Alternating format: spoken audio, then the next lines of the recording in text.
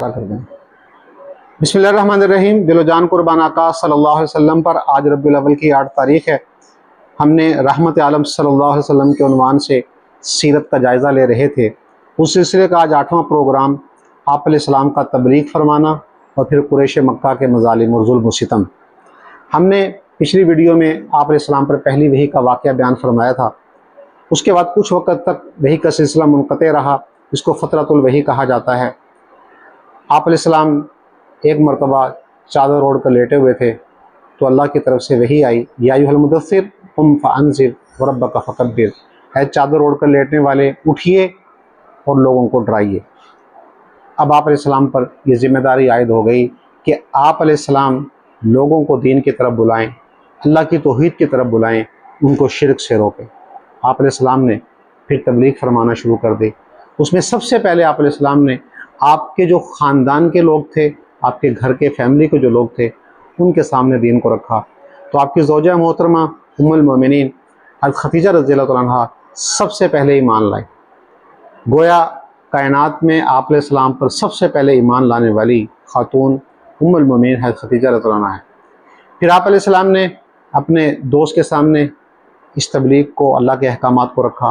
حضرت ابوبکر صدیق رضی اللہ عنہ جو آپ کے قریبی دوست تھے وہ ایمان لے آئے۔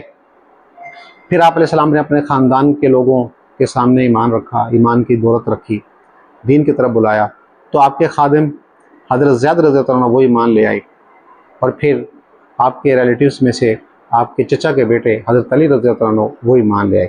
یہ پہلے 4 افراد ہیں جو آپ علیہ السلام پر ایمان لانے والے ہیں۔ خواتین میں ام المومنین حضرت خدیجہ رضی اللہ عنہ، مردوں میں آپ کے دوست حضرت ابوبکر صدیق رضی اللہ عنہ، غلاموں میں حضرت زید رضی اللہ عنہ، اور بچوں میں حضرت علی رضی اللہ عنہ۔ یہ سب سے پہلے 4 افراد ہیں جو ایمان لائے۔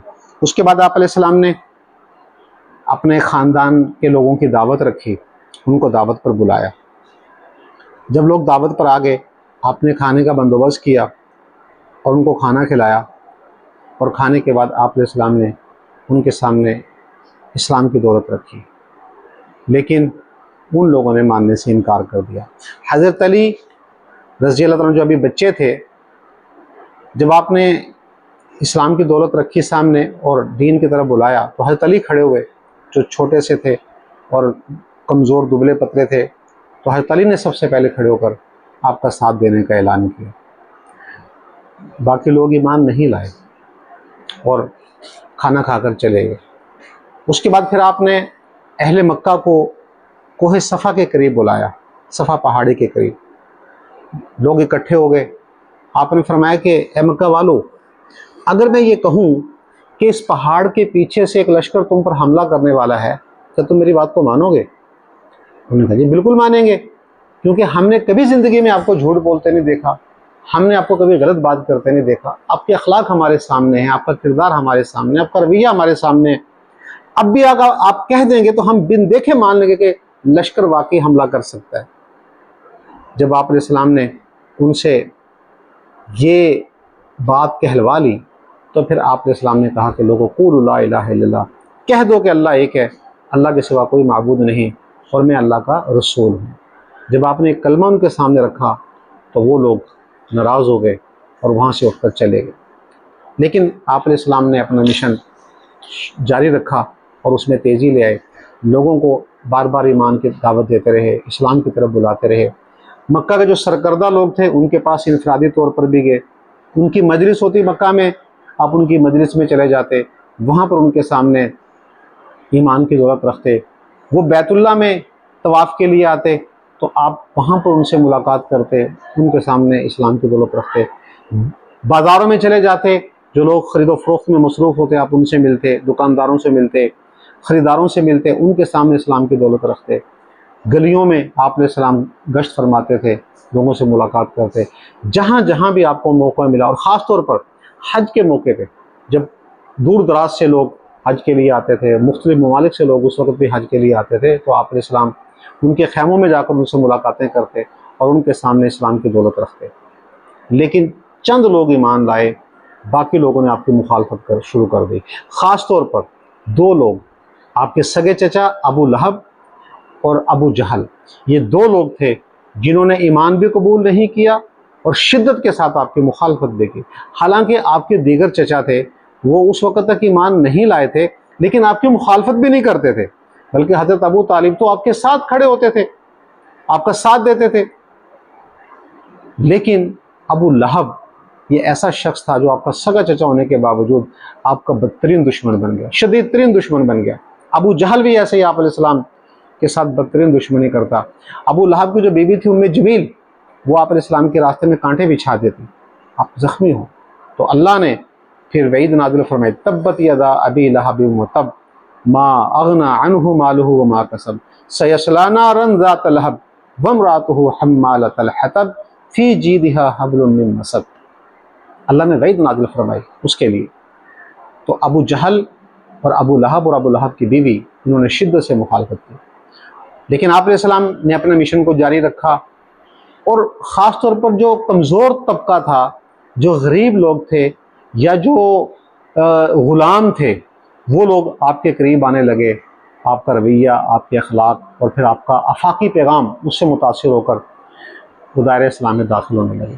قریش مکہ نے جب یہ دیکھا، ان کے سرداروں نے، کہ یہ لوگ آپ کے قریب آ رہے ہیں اور اسلام قبول کر رہے ہیں، تو انہوں نے پھر آپ علیہ السلام کو تبلیغ سے روکنے کے لیے مختلف ہتھ کنڈے اختیار کرنا شروع کر دیے۔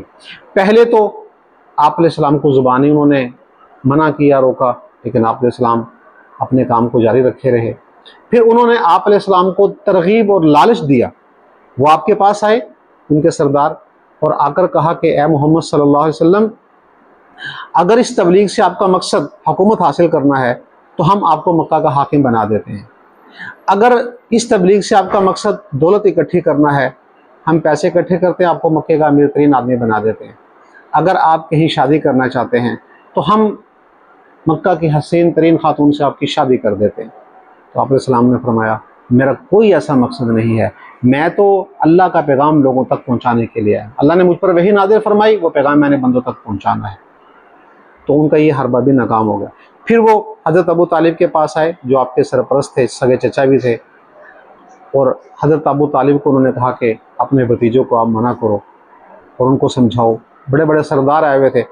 حضرت ابو طالب نے آپ علیہ السلام کو بلا لیا، اور جب آپ علیہ السلام نے دیکھا کہ مکہ کے بڑے بڑے سردار بیٹھے ہوئے ہیں اور میرے چچا پر دباؤ ڈال رہے ہیں، تو آپ علیہ السلام نے فوراً دو ٹوک واضح الفاظ میں بات کی کہ اے چچا جان، اگر یہ لوگ میرے ایک ہاتھ پر سورج لا کر رکھ دیں اور دوسرے ہاتھ پر چاند لا کر رکھ دیں، ایسا پاسبل نہیں ہے، ممکن نہیں ہے کہ کوئی انسان ایسا کر سکے، بالفرض اگر یہ ایسا کر لیں، میں محمد صلی اللہ علیہ وسلم تبلیغ سے پھر بھی نہیں رکوں گا، میں نے اپنے اس مشن کو جاری رکھنا ہے۔ گویا یہ واضح اعلان تھا کہ کچھ بھی ہو جائے، میں نے دین اسلام کی اس تبلیغ سے ایک قدم بھی پیچھے نہیں ہٹنا۔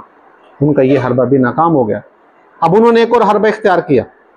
مکہ کا ایک انتہائی خوبصورت نوجوان تھا، وہ اس نوجوان کو لے کر آئے حضرت ابو طالب کے پاس، اور آ کر کہا کہ اے ابو طالب، یہ مکہ کا حسین ترین نوجوان ہے، خوبصورت ہے، آپ اس طرح کرو کہ اس نوجوان کو ہم آپ کے حوالے کرتے ہیں، اس کو اپنا بیٹا بنا لو، اپنے پاس رکھو، اور محمد صلی اللہ علیہ وسلم کو آپ نے اپنا بیٹا بنایا ہوا ہے، اپنی سرپرستی میں لیا ہوا ہے، اپنی سرپرستی سے نکال کر ہمارے حوالے کر دو، اور اس کے بدلے میں یہ نوجوان لے لو۔